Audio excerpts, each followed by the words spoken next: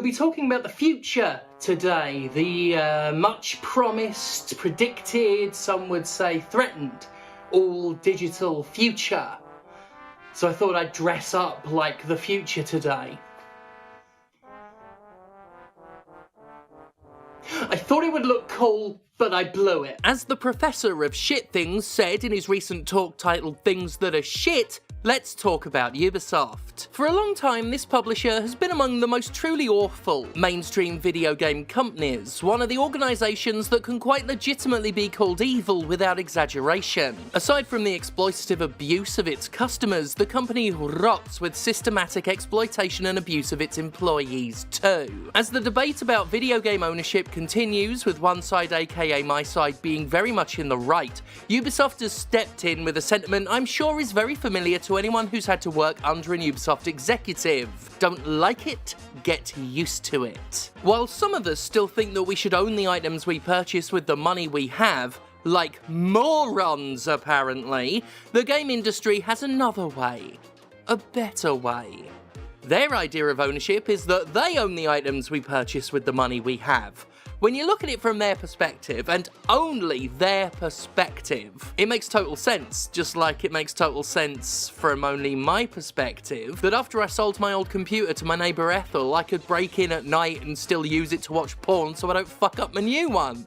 Anyway, not seen her since those police came round and took her away, so... According to the bad twats who are twats that are bad, we should all get comfortable with the idea of not owning the games that we buy. Yes. Get comfortable. We should just get comfortable. While game publishers never content until they dictate control and benefit from every stage before, during and after a transaction, deconstruct and redefine the very concept of commerce. One of the things we saw is that gamers are used to, a little bit like DVD, having and owning their games, said Ubisoft's Philippe Tremblay. That's the consumer shift that needs to happen. They got comfortable not owning their CD collection or DVD collection. That's a transformation that's been a bit slower to happen in games. As gamers grow comfortable in that aspect, you don't lose your progress. If you resume your game at another time, your progress file is still there. That's not been deleted. You don't lose what you've built in the game or your engagement with the game, so it's about feeling comfortable with not owning your game. But the game industry is full of incompetent boobs. I wouldn't trust Ubisoft to take care of a bowling ball, let alone my save files. This statement comes as Ubisoft launches yet another subscription service, or yet another relaunch of yet another subscription service, which I'm going to call Ubisoft Jizdrizzlins, because I don't want to promote that awful nest of snakes and its shitty little services. Basically though, they're doing the Game Pass thing but with just their games, because Lord knows we need the market to perpetually splinter, costing the end user ever more grasping fees. The Ubisoft chump's argument is that since music and television has massively adopted streaming, video games should do too. Again, from Ubisoft's perspective, this makes sense, and I'm not even being sarcastic this time. Problem is, I come here bringing the perspective of someone who's seen exactly how messy, convoluted, and downright scammy the fucked up world of media streaming has become. And I don't want to see games similarly fractured into dozens of online fiefdoms, each with their own jealously guarded horde of exclusives, each costing a collective sum that would make your nose bleed if you actually thought about it rather than compartmentalised your purchases like the sellers of these subscriptions hope you continue doing. I've complained about the utter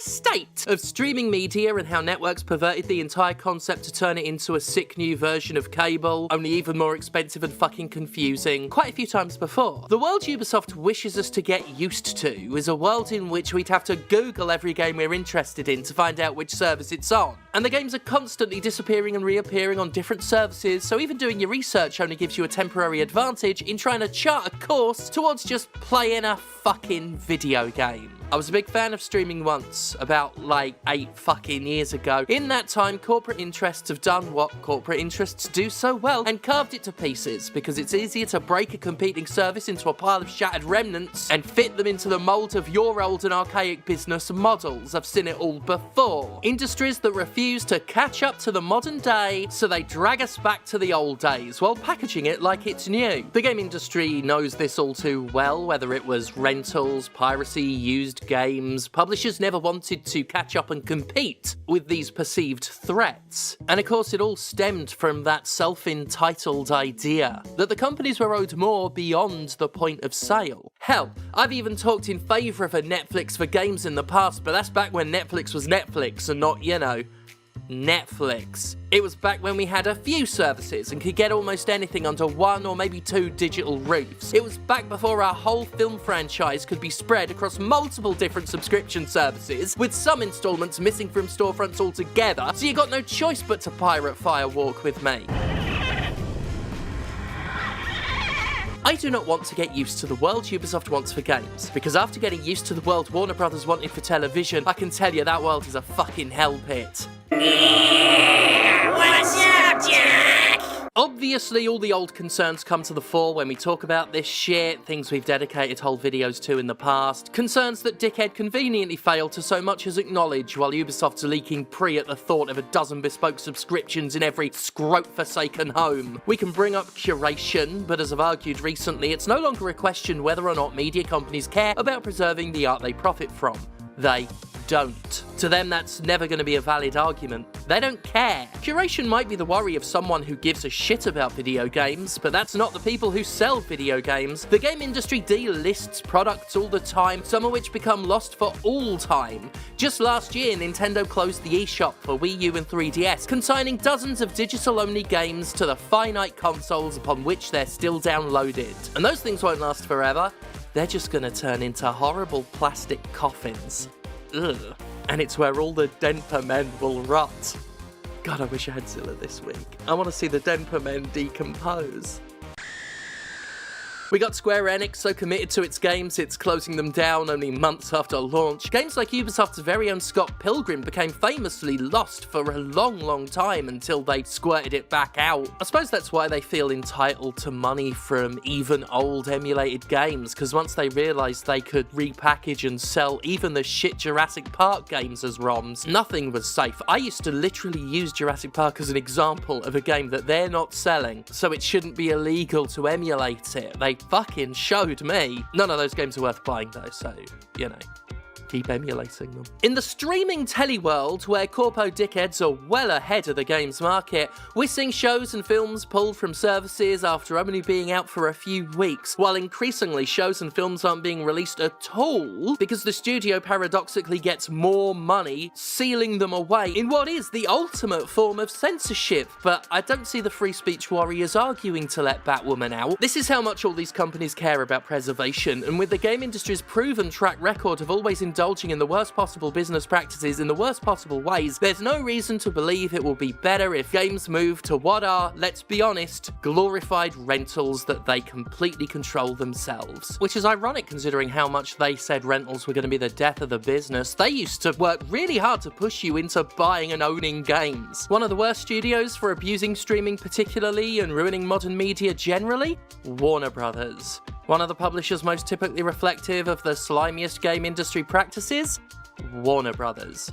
These companies aren't just birds of a feather, some of them are the same fucking vulture. Publishers have dreamed most damply of a dystopia most digital. The so-called all-digital future was a buzz term back in, like, the very early 2010s. The most hilarious attempt to rush that future forward being the PSP Go.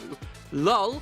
And might I say again for the record, LOL. Executives beamed at the thought of a market they could 100% dictate, cutting out the retailers and their pesky need for a cut. Of course, we were told we'd all benefit. We were told the all-digital future would be cheaper because those no-good retail stores and their treacherous second-hand games dictate the prices and demand that digital sales, with their cost-cutting lack of physical production, still sell for the same price as boxed discs. They blamed retailers for that. But that's back before companies switched to justifying price hikes, instead of complaining that prices were already too high, like they legit used to. As I pointed out way back in the time, EA of all companies said game prices were too high, and yet when they had their own exclusive online store with games they completely controlled the sale of, they didn't lower anything but my opinion of them. Point is, the all-digital future has been planned for a long time, and nowhere in that plan was a benefit for the customer really considered. I mean, Ubisoft knows full well how lucrative it is to inconvenience a player and sell them solutions. It's just about about that aforementioned control of a sale, an exertion of ownership far beyond what should be considered acceptable. We discussed only very recently how long companies are wanted to claim they don't sell games,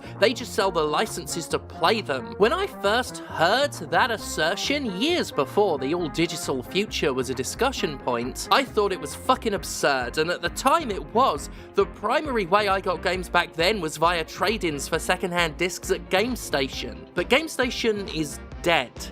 The other retailer, Game, is phasing out its used sales. In the UK, we only really have CEX left for traded games, and who knows how long for. I mean, I'm one to talk. I migrated to almost entirely digital copies myself, as have many people. Physical games are increasingly the stuff of special releases. They got one coming for Jurassic Park. And look, having digitally accessible games has been a huge convenience. For now. On the understanding that this convenience is a temporary deal, that, like streaming service prices every January, can only change further in the provider's favour. Fucking ads on Amazon Prime, are you fucking kidding? And you know, they capitulated to protest and that's good, but the recent attempt to steal content from the libraries of paying PS5 buyers really goes to show how tenuous our ownership has become. It's a fragile concept now. Another thing that corporate stooges have pushed to erode the very boundaries of. Years ago, hearing Ubisoft say we should get comfortable with not owning our games would be as ridiculous as the original publisher claims of owning our physical discs. Now it's a very concerning promise. It took them almost 2 decades, but they're pretty much making good on that promise of owning our possessions. Behind the explicit push for streaming content, there's a very thinly veiled threat behind that Ubisoft statement. Whether intended maliciously or not, it betrays the very attitude of the mainstream publisher mindset when they say we need to get comfortable, because they intend it to be our only viable option if we want to play games. Basically, they're saying, you better get comfy with it, or you better get out. When the game industry unites under the banner of profiteering, there's nothing it can't normalise. This, again, is something I've brought up across multiple videos in the past. The industry is shockingly effective at conditioning its players to accept all sorts of abusive chicanery, and if it can't do so with propaganda and territorialism, it'll do so through sheer bullheaded railroading. Welcome to the propaganda phase of the all-digital dystopia. They want this. They mean to have this. Hell, they did it before, and that was before years of other mediums normalising, conditioning us to streaming content and the clumsy spiderweb of licenses and pie slicing it's irrepressibly become. Guess I better dust off the old Gameloft subscription. Or, you know, piracy whatevs. Well, there you have it, another episode in the bag, up the sack, down the chimney, round your ass. Hope you enjoyed it. This week we did not have Z-Manzilla, our beloved co-editor, on the main edit this week, but I think it was okay. Shut up. I am the second best editor on the show, so I think it was all right. So you could all, you know, proceed to thank God for me and all of that business. I blew it.